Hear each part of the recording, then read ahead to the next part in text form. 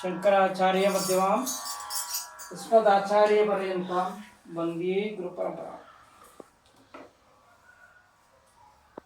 அதாவது இங்கே ராமர் நாமம் சொல்றது அப்படிங்கிறது நமக்கு எல்லா இடத்துலையும் சொல்லலாம்.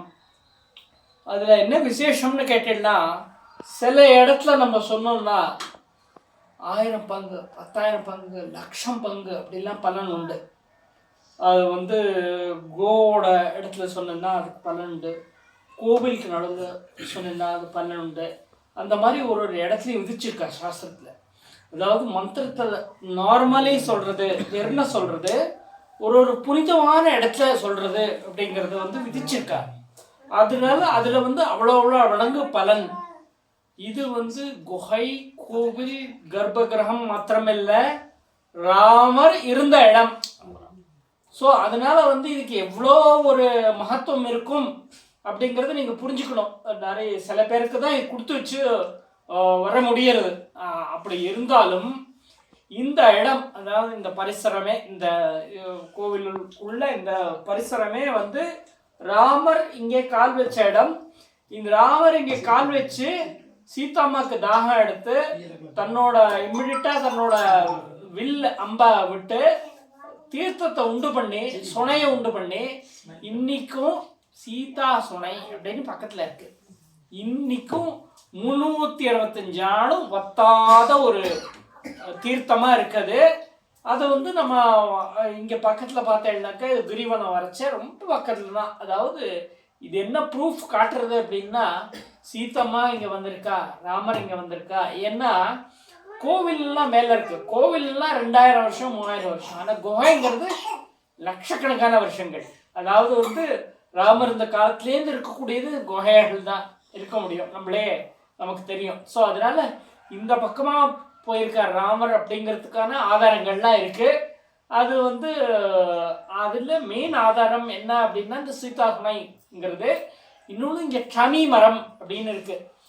இந்த க்ஷமி மரத்துக்கு என்ன விசேஷம் அப்படின்னு கேட்டீங்கன்னாக்க, ராமாயண காலத்தில் ராமர் கோதாவரிகிட்ட கேட்குறார். சீதா அபகரணத்துக்கு அப்புறம் கோதாவரிகிட்ட கேட்குறார், நீ சொல்லு கோதாவரி, எங்கே போயிட்டா, என்னோட இவளை காணுமே, பாரியாவை யார் இடத்துன்னு போனால் என்ன போனோம் சொல்லுன்னு. கோதாவரிக்கு பயம். கோதாவரி பார்த்தா மேலே ராவணன் மண்ணோட பிடுங்கி அப்படியே சீதாவை எடுத்துன்னு போகிறத பார்த்தா, ஆனாக்கா சொல்கிறதுக்கு பயம். ஏன் அப்படின்னா ராவணன் அதுக்கப்புறம் நம்மளை என்ன பண்ணிடுவானோ இது பண்ணிடுவானோன்னு பயந்துட்டா. அவள் இன்னும் பேசாமையே இருந்துட்டான். பேசாமையே அவள் ஒன்றும் ஆன்சரே பண்ணலை. பக்கத்தில் ஒரு க்ஷமி மரம் இருந்தது.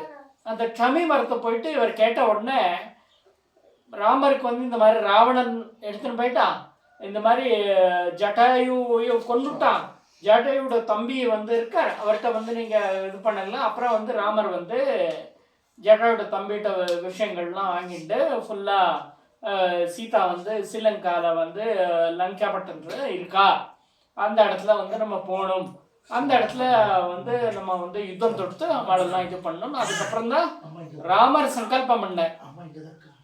அதனால ரொம்ப முக்கியமான விஷயம் இங்கே என்னன்னாக்கா, இந்த க்ஷமி மரம் அப்படிங்கிறது உண்மையை சொன்னதுனால ராமருக்கு ரொம்ப பிரீத்தி க்ஷமி மரத்து மேலே. அதனால்தான் அந்த க்ஷமி மரத்துக்கு அவ்வளோ ஒரு பிராப்தியும் அவ்வளோ ஒரு விசேஷம். நம்ம எந்த யஜ்யம் பண்ணோம்னாலும் க்ஷமி, அது என்னப்பா தமிழில் வன்னி, வன்னி ஏதோ கணபாடிகள்கிட்ட கேட்டால் சொல்லுவார். அது க்ஷமி மரத்தை நம்ம வன்னி இதை யூஸ் பண்ணுறோம். சமிதா ஏன் யூஸ் பண்ணுறோம் அப்படின்னாக்க, அவ்வளோ ஒரு பல சமயத்தையாக அந்த இடத்துல சொல்லியிருக்கு க்ஷமி மரத்துக்கு.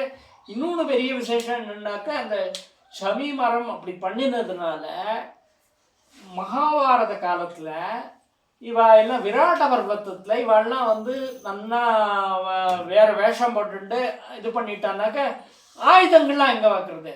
ஆயுதங்கள்லாம் அது சாதாரண அம்பு, சாதாரண இதெல்லாம் கிடையாது. அதெல்லாம் திவ்ய ஆயுதம். திவ்ய ஆயுதம்னா நம்மளால் தொட்டு கூட பார்க்க முடியாது. தொடுறதுக்கே 1000 காலம் தபஸ் பண்ணியிருக்கணும். அப்போ தான் அந்த இதை நம்ம தொட முடியும். அப்படிப்பட்ட ஒரு வருஷனம்ங்கிறதே ஒரு பெரிய. இப்போ போய் நம்ம வெங்கடாச்சலபதியோ இதுவோ சுவாமியை திருப்பதியில் போய் தொட முடியுமா? ஸோ அதுக்கு 1000 கோடி பலன் பண்ணி 1000 இது பண்ணி அவள் எத்தனையோ ஜென்மம் பண்ணதுனால தான் அவளுக்கு அதை வந்து ஸ்பர்ஷனம் பண்ண முடியுது அந்த விக்கிரகத்தை.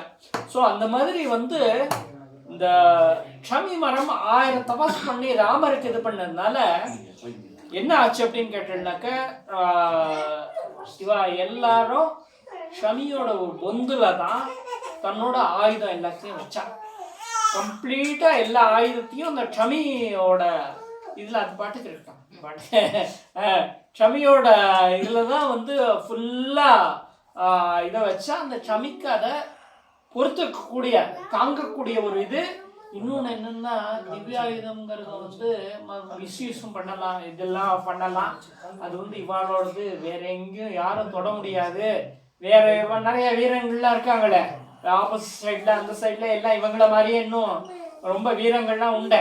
ஸோ அவளெல்லாம் எடுக்க முடியாது. இந்த ஷமி மரம் வந்து அதை ப்ரொடெக்ட் பண்ணி திரும்ப கொடுத்துருக்கு. ஸோ அதனால ஷமி மரம்ங்கிறது இங்கே இருக்கு. ஷமி மரமும் இருக்கு, சீதாசனையும் இருக்கு. மேலே வந்து வியாசராயர் பிரதிஷ்ட ஆஞ்சநேயர் அவர் ஒரு பெரிய விசேஷம். அது வியாசராயர் வந்து அப்புறம் வந்து ரொம்ப கேட்டு சுவாமிகிட்ட கேட்டு எனக்கு வந்து நீங்கள் போன ரூட்டு தெரியணும் அப்படின்னு ஆஞ்சநேயர் பிரத்யக்ஷம் அவருக்கு. ஆஞ்சநேயர் பிரத்யக்ஷம் வியாசராய சுவாமிகளுக்கு. ஸோ அதனால வந்து ரூட்டு கேட்ட உடனே யார் அது சொல்ல முடியும்? ஆஞ்சநேயர் தான் சொல்ல முடியும், வேற யாரும் சொல்ல முடியும். ஸோ ஆஞ்சநேயர் வந்து ஒரு இது நடந்தது ஒரு 700 வருஷம் முன்னாடி இருக்கும். வியாசராயருக்கு காட்டிகிட்டே போவார். வியாசராயர் ஒரு நல்லது பண்ணினார், ரொம்ப நல்லது பண்ணார் நமக்காக, இந்த உலகத்துக்காக. என்ன பண்ணினார் அப்படின்னு கேட்டீங்கன்னாக்க, எப்பெல்லாம் வந்து அந்த ஸ்தலம் வந்து ரொம்ப இதாக இருக்கோ, ரொம்ப